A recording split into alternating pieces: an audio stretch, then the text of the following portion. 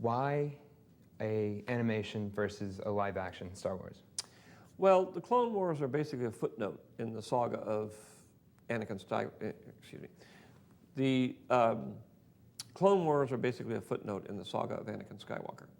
And that's what the features are about. It's really about Anakin and about his son.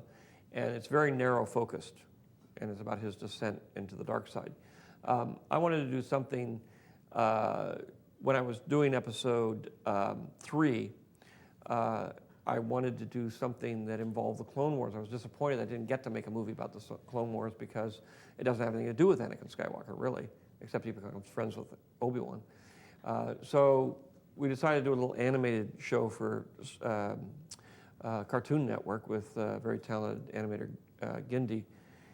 And that then turned into, gee, this is so good, let's make it into a bigger animated TV series that's actually a half an hour in a regular show, and I can use CG animation, which we developed, and some other new technology and techniques to really make a great TV show. Then I saw it on the big screen as the first images came across, and I said, this is fantastic. This is too good to be a TV show. This should be a feature film. And so I said, why don't we make a feature film about Ahsoka, who's the new character, and introduce her. And so that's how it ended up doing an animated film. It was really out of the fact that I wanted to do something a little bit more lighthearted, that I could deal with other characters and also deal with the personal relationship, the growth between Anakin and Obi-Wan. But it turned into an animated feature film. Well, we developed photorealistic CG a long time ago, basically with Jurassic Park. We were able to develop it so it looked photoreal. We use photoreal in all kinds of stuff. We also, since really Phantom Menace, we have photoreal actors who look exactly like the real actors. And we use them interchangeably, and most people don't know the difference.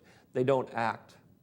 They usually do stunts because it's very hard to get computer animation to act. It doesn't know how. So you need very talented actors to do the voices. You need very talented actors to be the animators. It's much easier just to use an actor. I don't believe the job of CG animation is to create animation that looks realistic, because that's what live action movies are for.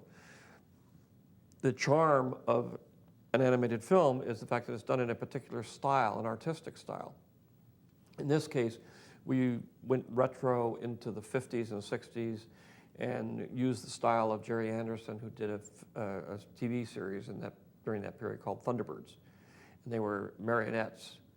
And so you'll notice on this thing, you see the paint on the characters. They've been painted. They're painted characters or not. And they're very, very, very stylized.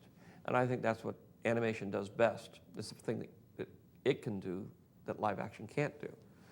And so we moved technology forward in a lot of different ways to be able to get very, very high quality for very limited resources, which is what you have on television.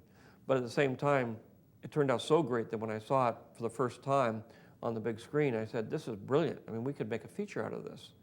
And so we decided to do a feature about Ahsoka, and that's how it ended up being a feature film.